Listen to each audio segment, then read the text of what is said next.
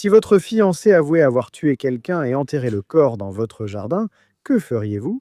Partiriez-vous, appelleriez la police ou feriez-vous comme si de rien n'était? Une femme en Écosse a entendu exactement cette confession. Assise dans la voiture du couple, au milieu de nulle part, dans une immense ferme, sans réseau mobile, sans personne aux alentours. Et la décision qu'elle a prise dans les minutes qui ont suivi a résolu une affaire que la police n'avait pas réussi à élucider en 3 ans. Je suis Marcos Campos et voici l'une des histoires les plus sinistres et insolites que j'ai racontées sur la chaîne. Et cette semaine d'ailleurs, Netflix a lancé une série documentaire sur cette affaire intitulée Should I Marry a Murderer? Quelque chose comme Dois-je épouser un meurtrier? Mais qui a été traduit ici par épouser un assassin. Une femme découvre un secret morbide de son fiancé, mais choisit de rester au lieu de fuir. Elle est restée pour rassembler des preuves, elle dormait à côté du gars, dînait avec lui, faisait semblant que tout allait bien, alors qu'en secret, elle travaillait avec la police. Aujourd'hui, Anna et moi allons vous raconter en détail cette histoire surréaliste qui ferait sans doute un excellent scénario de film. Alors, après tout ce temps, sois la bienvenue à nouveau, Anna. Merci beaucoup. Ravie d'être de retour sur la chaîne après tout ce temps, j'ai donc choisi d'y enregistrer une vidéo. À cause des nombreuses demandes des gens qui envoient des messages, aussi dans notre groupe de membres. D'ailleurs, si tu veux devenir membre, profites-en car tu contribues directement à la chaîne. Et tu as accès à notre groupe WhatsApp, vraiment sympa avec des personnes drôles et agréables. C'est ça, laisse un like et un commentaire aussi, même si ce n'est qu'un emoji, parce que chaque semaine, il y a plusieurs épisodes. Comme celui-ci, enfin non, celui-ci est spécial, mais dans le même genre. Voilà. Et avant qu'on passe à l'affaire, je voulais en profiter pour vous raconter un petit potin. Je voulais vous montrer le cadeau de la fête des mères que Marcos m'a offert. Oui, un cadeau qui en fait est presque un cadeau pour moi aussi. Parce qu'en réalité, c'est ça les amis. Je bouge tout le temps. À cause, vous voyez, de l'âge avancé, des douleurs dans le dos. L'anxiété. Mon Dieu, l'anxiété quand je dors, c'est déjà un truc de fou. Et je bouge, je me tourne d'un côté, de l'autre, encore et encore. C'était gênant, tu vois, car parfois l'autre personne dans le lit bouge aussi. Alors je me suis dit, je vais joindre l'utile à l'agréable, offrir à ma femme un matelas de chez Emma Matlas, qui est incroyable, il n'y a pas ce genre de mouvement comme vous allez le voir dans la vidéo. Je me fais aussi un cadeau, car au final, c'est un super matelas, non? Exactement. Il arrive dans cette boîte super compacte, très facile à ouvrir, super bien emballé, et il est merveilleux, n'est-ce pas? On l'a déjà essayé, on a beaucoup aimé. Et à l'occasion de la fête des mères, tout le site d'Emma est à moins 60% et les abonnés de la chaîne ont encore plus de réduction. Il y a toujours des conditions spéciales, non? Toujours. Donc, en utilisant le code MarcosCampos12, vous aurez encore 12% de réduction supplémentaire. Et je vous rappelle que ces matelas-là, vous avez 100 nuits d'essai. Si vous n'aimez pas, vous pouvez le retourner. Oui les gars, c'est d'abord un investissement, d'accord? Vous avez donc toute cette période d'essai. Ça vaut la peine de faire le test, d'investir, parce que franchement, rien de mieux qu'une bonne nuit de sommeil, n'est-ce pas? Honnêtement, c'est mieux qu'un bouquet de fleurs. Ouf, voilà, c'est tout. Message dédonné. Passons aux faits.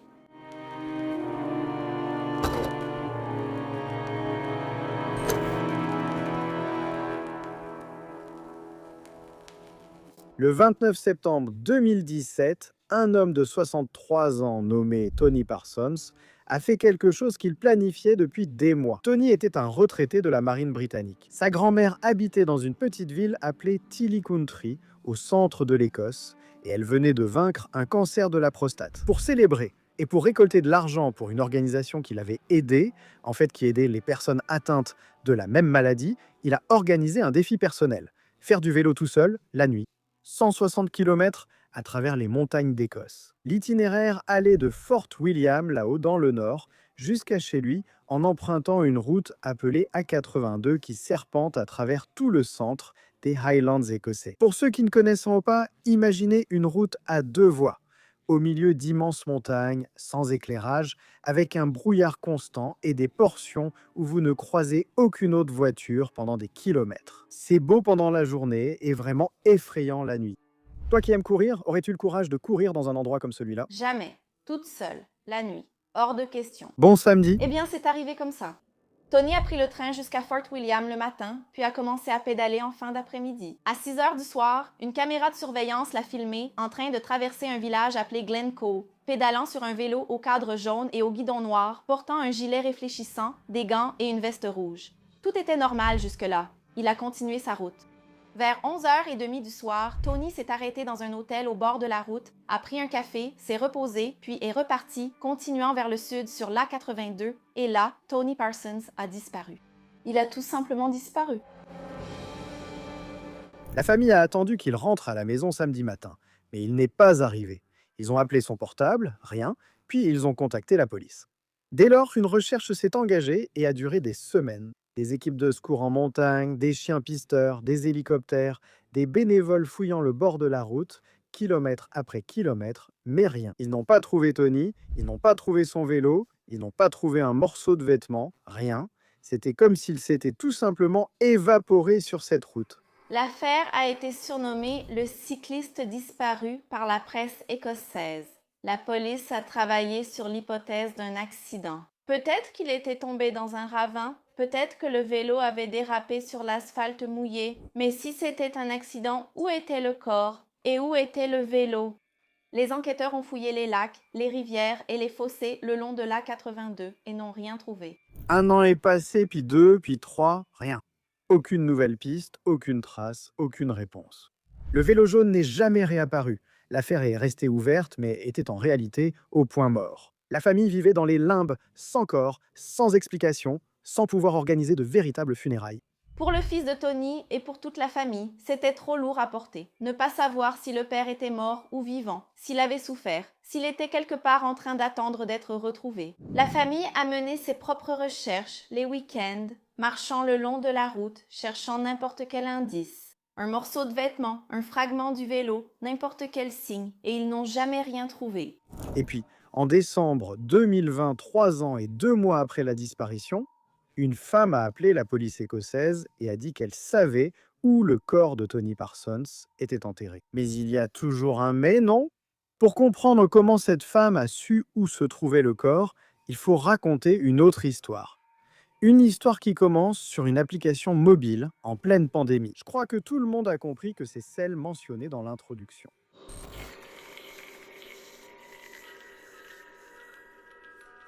Au début du mois d'octobre 2020, une médecin légiste de 29 ans qui vivait à Glasgow, en Écosse, essayait de recommencer sa vie après une relation abusive qui avait duré près de 10 ans. Pour ceux qui ne le savent pas, un médecin légiste est la personne qui pratique les autopsies.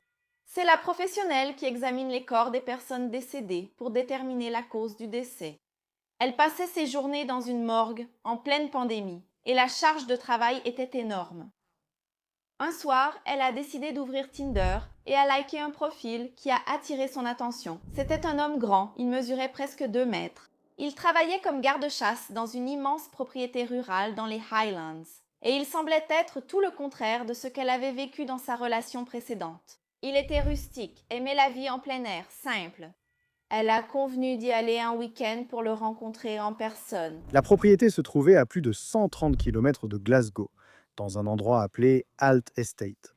Une ferme de près de 4000 hectares au milieu des montagnes, où le gars vivait et travaillait avec son frère jumeau. Tu vois ce décor de film écossais? Des montagnes verdoyantes à perte de vue, des moutons, des cerfs, un silence absolu? Trop même, je dirais. Alors elle est arrivée là-bas et elle est tombée amoureuse du gars, du lieu aussi. Leur histoire a été fulgurante. En 5 semaines, il lui a demandé en mariage et elle a accepté. Alors il a changé son statut Facebook en fiancé et elle a commencé à passer ses week-ends dans sa ferme. À courir sur les sentiers du coin le matin, dînant avec lui et son frère le soir. Tout semblait parfait, peut-être même trop parfait pour le moment de sa vie, mais elle était vulnérable. Elle sortait de plusieurs années d'abus, n'est-ce pas? Et cet homme la faisait se sentir acceptée, aimée et en sécurité avec quelqu'un, pour la première fois depuis très longtemps. Mais avant d'officialiser le mariage, elle a posé une question. La question qui a tout changé. Elle lui a dit que s'ils allaient se marier, elle devait tout savoir. Les choses dont il était fier et celles dont il ne l'était pas. Elle lui a demandé d'être honnête et a dit qu'elle le soutiendrait peu importe ce que c'était. Et puis un soir, ils étaient tous les deux dans la voiture. Quand elle a posé une question, il a changé d'expression. Il lui a dit de descendre, a pris son téléphone, l'a éteint et rangé dans la boîte à gants, puis il a commencé à parler. Il a dit qu'il avait fait quelque chose d'horrible. Il a dit que 3 ans plus tôt, une nuit de septembre 2017, il conduisait ivre sur une route dans les Highlands avec son frère jumeau sur le siège passager. et qu'il avait renversé un cycliste. Il a dit que le cycliste était resté allongé sur le bas-côté, blessé, mais vivant, et que lui et son frère étaient simplement partis sans appeler les secours. Et ensuite, ils sont revenus là-bas avec une autre voiture. Ils ont pris le corps et le vélo. Ils ont tout emmené à la ferme et ont enterré dans un trou qu'ils utilisaient là pour jeter les carcasses d'animaux morts de la ferme. Ils ont versé de l'eau de javel sur le corps. Et là, il a dit à sa future épouse une phrase qu'elle n'a jamais oubliée. Il est à la ferme et tu cours au-dessus de lui tous les jours. C'est ça? Elle resta immobile, assimilant l'information. En tant que médecin légiste, elle passait ses journées à examiner des corps de personnes décédées. Et maintenant, elle découvrait que l'homme qu'elle aimait et avec qui elle allait se marier avait tué quelqu'un et enterré le corps à l'endroit où elle courait chaque matin, pratiquement dans le jardin de leur maison. Le cycliste disparu, qu'elle avait peut-être vu aux informations 3 ans plus tôt, était là, sous ses pieds, tout ce temps. Elle a dit plus tard qu'à ce moment-là, elle a ressenti quelque chose d'étrange. Elle s'est sentie flattée. Elle a dit que le fait qu'il lui ait confié un secret d'une telle ampleur l'a fait se sentir spéciale, même si elle savait que c'était profondément immoral. C'est difficile à comprendre, mais elle sortait d'une relation où elle ne s'était jamais sentie valorisée. Et cet acte de confiance brutale l'a touchée d'une manière à laquelle elle ne s'attendait pas. C'est fou, non? Parce que le fait qu'elle sorte d'une relation abusive aurait pu la rendre tellement méfiante qu'elle aurait pu dénoncer le gars, non? À ce moment-là, Être super effrayée non? et vouloir s'enfuir de là. Non, le hasard joue un rôle fondamental dans cette histoire. Mais la médecin légiste, au fond d'elle, savait ce qu'elle devait faire quand elle a entendu cette confession. Et l'urgence est venue de quelque chose qu'il a dit juste après la confession, d'accord? Qu'un entrepreneur allait bientôt intervenir sur le terrain de la ferme.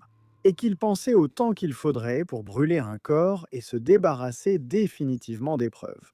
Et quand elle a entendu ça, elle a compris que si elle n'agissait pas vite, le corps de Tony allait disparaître pour toujours. Et avec lui, toute chance, une chance de justice pour sa famille. Autrement dit, le gars, en fait, était en train de lui raconter ça.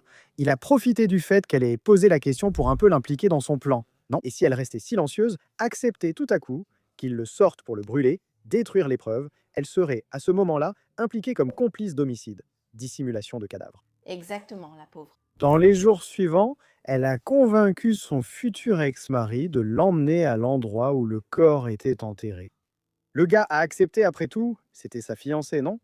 La personne avec qui il allait partager sa vie, en qui il avait confiance. Les deux ont donc marché ensemble pendant environ 15 minutes dans une zone isolée de la ferme, jusqu'à atteindre un endroit où il n'y avait personne autour, aucun point de repère visuel. Mais au lieu de passer par les environs, c'était une forêt très dense, vraiment, une sorte de jungle. Alors ils ont marché jusque-là.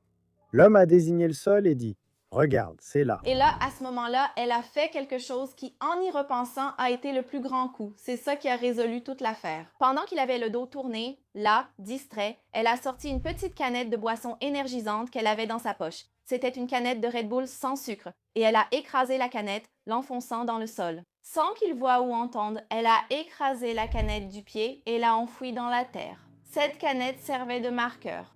Le seul point de repère dans ces 4000 hectares de la ferme qui allait permettre à la police de retrouver le corps. Après avoir marqué l'endroit, elle a alors appelé la police écossaise et a tout raconté. Cet appel dont je vous ai déjà parlé ici. Mais elle avait demandé l'anonymat jusque-là.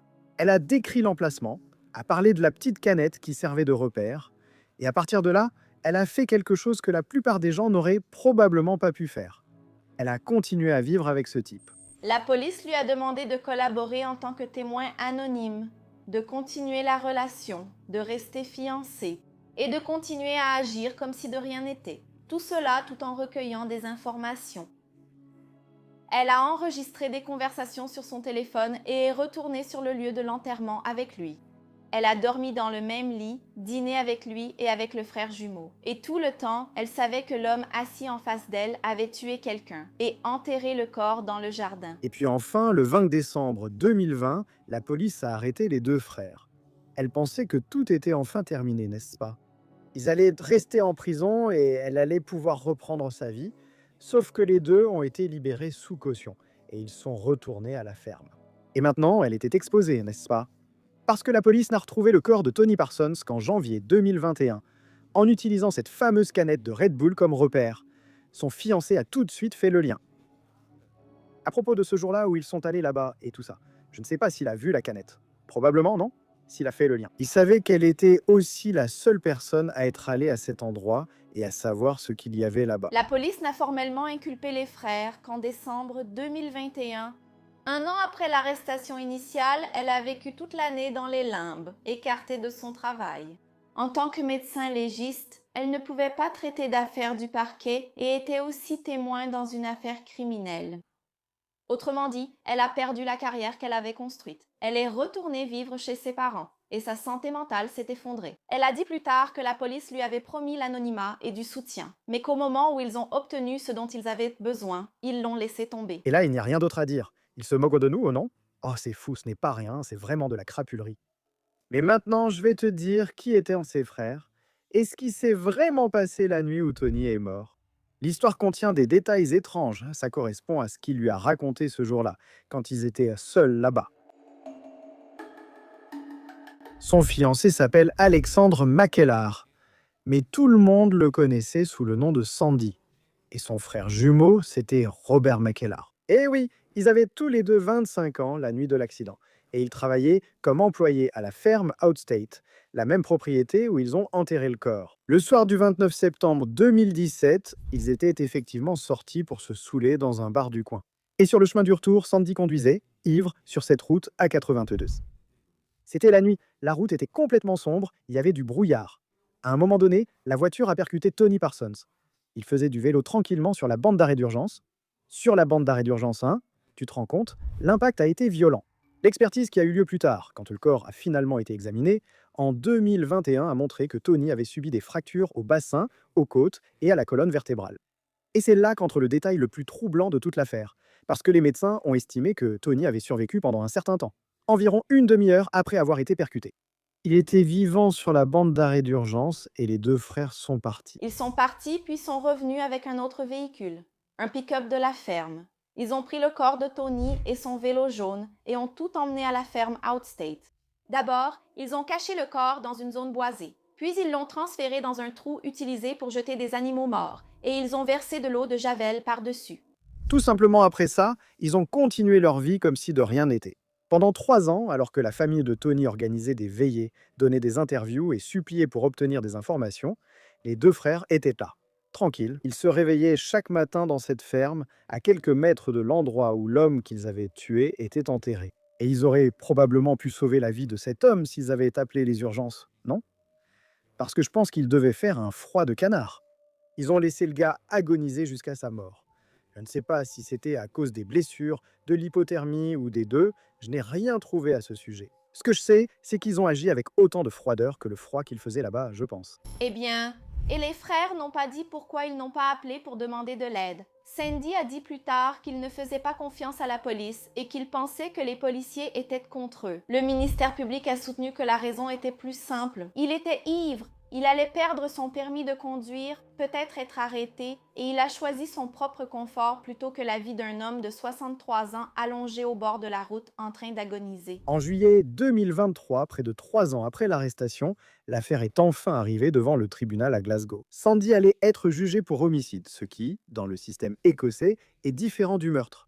L'accusation initiale était celle de meurtre, mais le ministère public a accepté qu'il plaide coupable d'un chef d'accusation moins grave. Homicide coupable, similaire à notre homicide involontaire, sans intention, mais la personne décède, sans intention donc, avec certaines circonstances aggravantes. L'argument est qu'il n'avait pas l'intention de tuer, mais qu'il a agi avec une telle indifférence qu'il a pratiquement écarté la possibilité que Tony survive après cet accident. Il a également plaidé coupable de tentative d'entrave à l'enquête.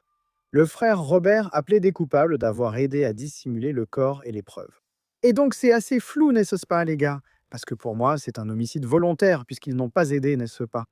Je ne sais pas si c'est volontaire, mais si ça ne l'est pas, ça devrait l'être, non? Parce qu'au final, si on renverse quelqu'un au milieu de nulle part, à vélo, il devait faire froid, comme je l'ai dit, et on s'en va sans voir ce qui s'est passé, puis on revient. Pourquoi on est revenu? Pour voir s'il était mort? Pour enlever les preuves de là? Donc franchement, on dirait qu'il y a une intention. La famille de Tony a été dévastée par cet accord. Ils voulaient un procès pour meurtre et une peine plus longue. Ils ont dit que les frères savaient que Tony était vivant et qu'ils ont choisi de le laisser mourir. Au tribunal, la famille a lu une déclaration disant que Tony était un mari un père et un grand-père aimés. Et quand il a dit au revoir et qu'il est parti faire du vélo ce vendredi-là, aucun d'eux n'imaginait que ce serait la dernière fois qu'il le verrait ou lui parlerait. Les années d'ignorance, puis la nouvelle dévastatrice sur sa mort et ce qu'ils ont fait de son corps, ont détruit chaque membre de la famille. Déjà en août 2023, le juge a prononcé la sentence. Sandy a écopé de 12 ans de prison. Robert, le petit frère, a pris 5 ans et 3 mois. Les peines ont été calculées dès la date d'arrestation initiale. En somme, ça ne leur a presque rien coûté, non? Oui, totalement. On ne sait pas s'ils ont déjà... probablement, mais je ne pense pas. Ils ont été condamnés en 23, non? Mais il est sur le point de sortir. Et le jour où la future épouse du meurtrier allait témoigner au tribunal, les choses ont pris une tournure à laquelle personne ne s'attendait. D'accord? Au lieu d'aller au tribunal, la pathologiste s'est rendue à la ferme, à Outstate, de son propre chef. Elle était déterminée à retrouver le vélo jaune de Tony qui n'avait pas encore été retrouvé.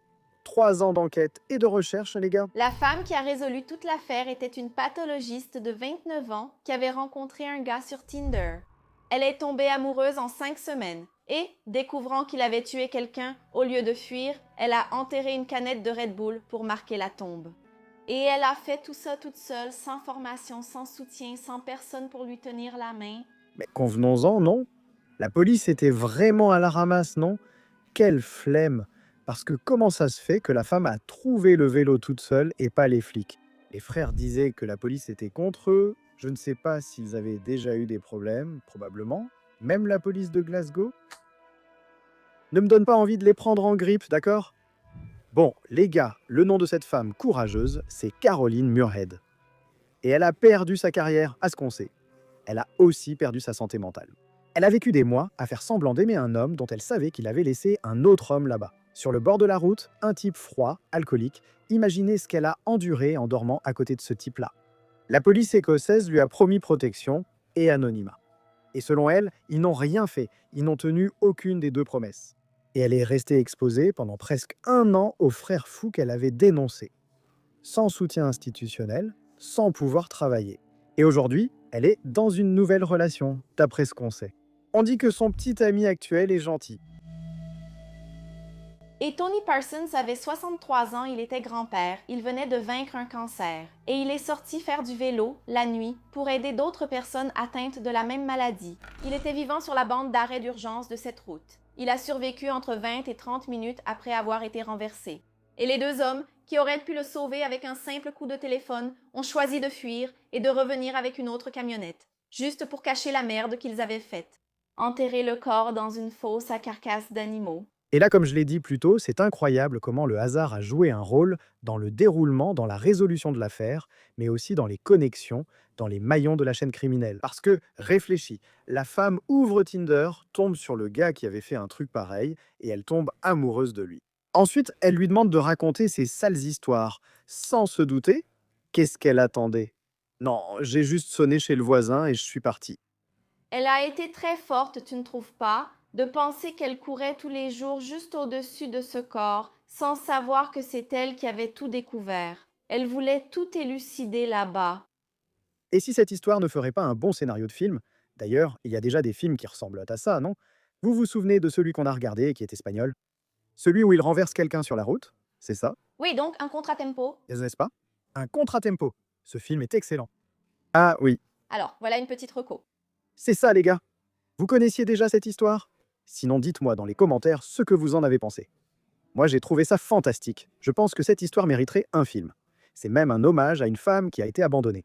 Abandonnée par le système, apparemment. Mais je n'ai pas encore vu la série qu'elle a sortie. C'est un hommage. Oui. Alors, je n'ai pas vu la série, mais ça semble intéressant. Si vous avez déjà vu notre vidéo, pas besoin, tout est déjà ici. Mais c'est ça, les gars. N'oubliez pas, utilisez notre code promo sur le site de l'EMA. 60% de réduction plus les conditions spéciales du code. Donc franchement, c'est immanquable, non? Offrez à votre maman ce cadeau inoubliable qu'elle va adorer. C'est pour les mamans. Profitez-en ou offrez-le à qui vous voulez. Le prix est imbattable, d'accord? Voilà, merci infiniment pour votre présence. Merci pour ce partenariat et la collaboration en personne. Les collaborations virtuelles sont bien, mais en personne, c'est génial. C'est ça. On est ensemble. Bisous de Ruiva. Bisous de Ruivo. À bientôt pour le prochain épisode.